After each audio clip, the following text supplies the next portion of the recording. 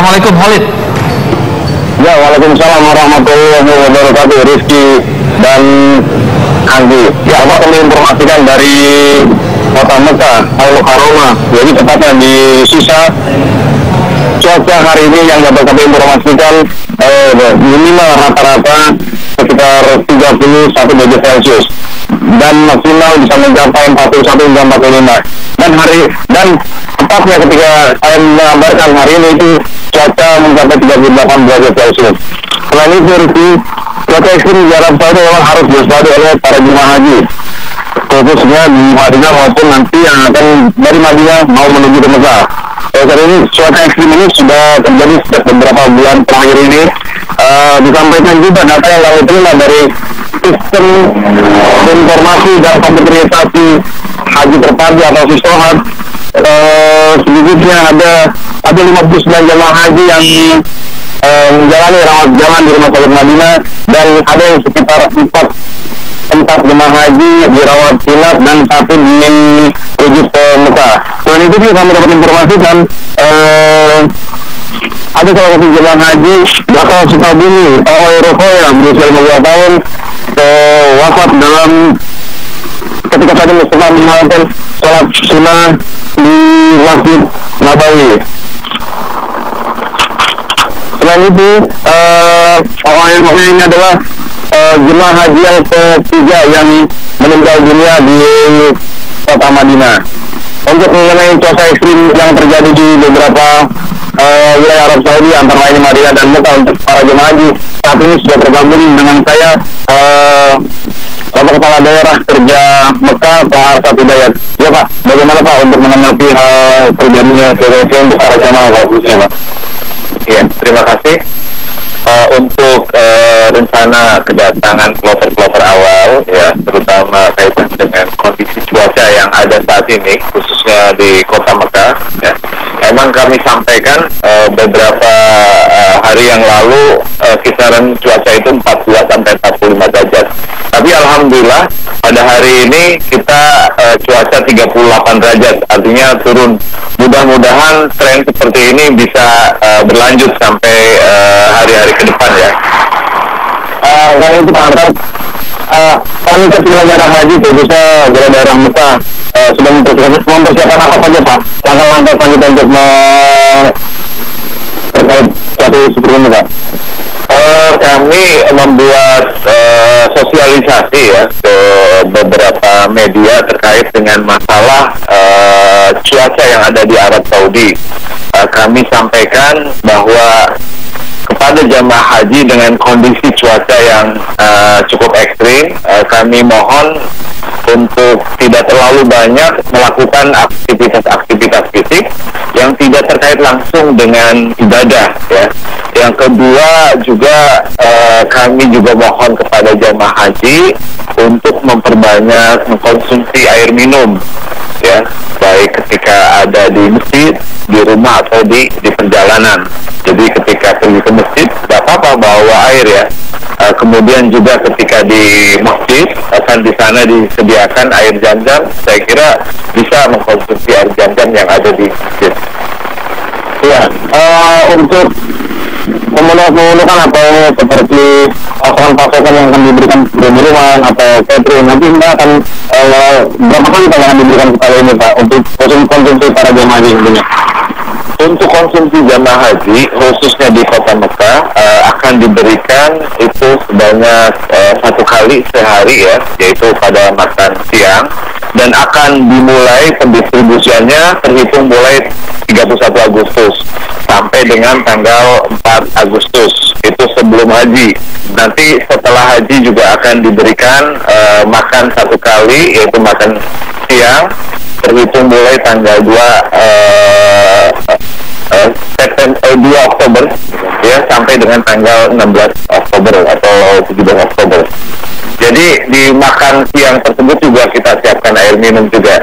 Di samping air minum yang disiapkan di setiap rumah, baik air minum berupa air putih dan air zam-zam ya. Jadi per orang di setiap gedung tersebut per hari itu kita siapkan air zam-zam 1 liter dengan air yang disiapkan dari pihak pemilik rumah 1 liter, dan itu bisa nanti dikonsumsi di masing-masing hotel yang akan ditempati oleh jemaah haji. Oke, terima kasih Pak Ahmad untuk informasinya. Ya Rizky, hanya itu yang dapat kami informasikan dari Syifa Mekah Al-Mukarramah. Kembali ke Anda ke studio. Ya, untuk Indonesia sekian.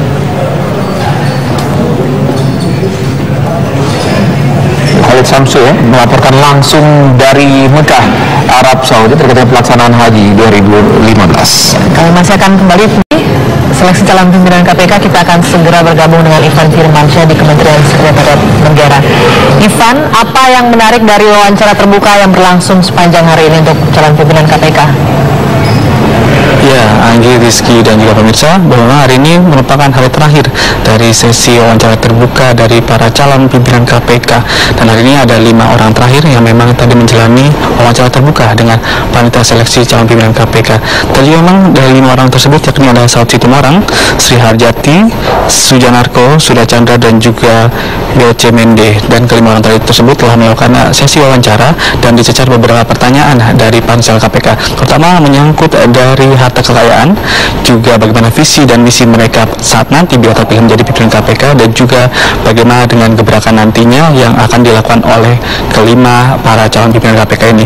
Artinya pada hari ini sudah selesai ada 19 pimpinan KPK, calon pimpinan KPK yang memang telah menjalani sesi wawancara terbuka yang merupakan sesi dimulai pada hari Senin kemarin. Tapi belum beli jelasnya bagaimana tadi menariknya dari sesi wawancara terbuka dari para calon pimpinan KPK. Di samping saya sudah bersama saya yakni Ketua Pansel KPK yakni Bu Destri Damayanti. Bu Destri bergabung dengan saya sebentar ya Bu Destri. Itu tadi sudah 5 terakhir tadi sudah dilakukan wawancara terbuka Bu ya, dengan para calon pimpinan KPK. Artinya 19 sudah dilakukan wawancara. Ibu, ada yang menarik dari 19 calon pimpinan KPK ini, sudah ada yang menonjol belum Bu? Aduh, kalau menonjol saya nggak bisa menilai sekarang ya. Itu nanti mungkin kita nanti keluar satu suara dari pansel. Tapi intinya kami melihat 19 calon ini mereka sangat bagus dan mereka memang sangat siap untuk menghadapi wawancara ini. Dan juga kalau kami melihat visi misi mereka, kemudian juga apa yang akan mereka kerjakan nantinya di KPK, itu juga secara umum buat kami cukup baik gitu. Dan intinya dalam wawancara ini sebenarnya ada 5 hal ya, 5 hal yang akan yang kami coba gali dari mereka. Yang pertama adalah masalah integritas mereka, kemudian yang kedua kompetensi, kemudian yang ketiga adalah leadership mereka, dan yang keempat adalah independensi mereka seandainya mereka nanti menjadi pimpinan KPK, dan yang kelima adalah pengalaman kerja mereka. Jadi kita ingin melihat apa sih kontribusi yang mereka bisa berikan kepada KPK kalau mereka nanti dipilih menjadi pimpinan KPK.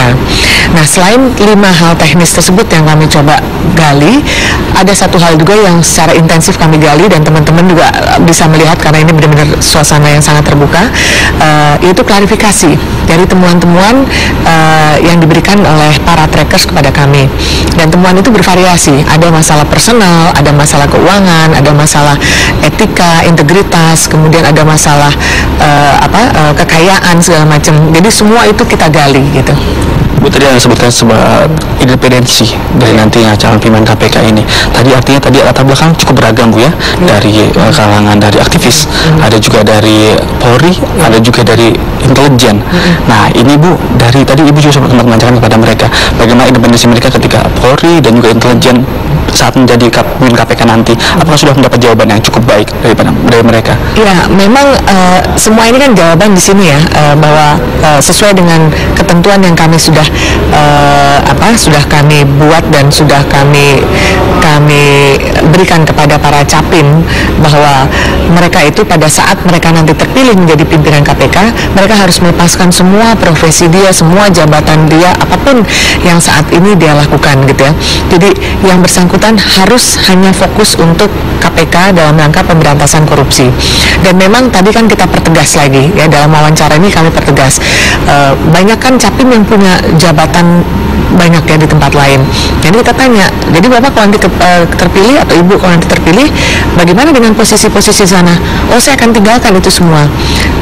Bapak sudah mencatat ada suatu pernyataan gitu kan. Kalau misalnya ternyata itu tidak terbukti, ya tentu masyarakat ataupun ada sanksinya kan, bahwa dia berarti kan tidak punya integritas gitu. Jadi gampang saja seperti itu, bahwa kita udah punya pegangan paling nggak surat pernyataan mereka, dan saya rasa kok mereka juga nggak akan sembrono itu gitu ya untuk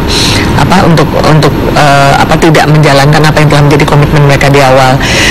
Nah terus ya tentunya juga yang kami harapkan siapapun orang itu berasal ya, tentunya pada saat dia sudah menjadi KPK, ya dia harus benar-benar melepas baju dia yang lama gitu. Jadi dia benar-benar harus memakai institusi baju sebagai institusi KPK gitu.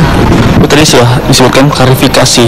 Bagaimana klarifikasi rekening gendut? Apakah sudah sesuai dengan LKPN sudah diterima juga oleh pansel KPK? Apakah sudah sesuai dengan tadi jawaban dari calon pimpinan KPK dengan LKPN yang diterima oleh pansel KPK? Ya, secara umum mereka sudah menjawab, kemudian juga bahkan ada yang memberikan buktinya, termasuk apakah itu dalam kaitannya dengan kendaraan ataupun juga dengan karena gini, sebelumnya juga kami punya trackers independen yang dalam 10 hari terakhir itu melakukan intensif tracking. Jadi berdasarkan data yang kami terima dari para trackers itu kemudian diklarifikasi lagi, dan itu kami mendapatkan beberapa hal informasi tambahan yang sebenarnya menjawab beberapa hal yang masih menjadi pertanyaan.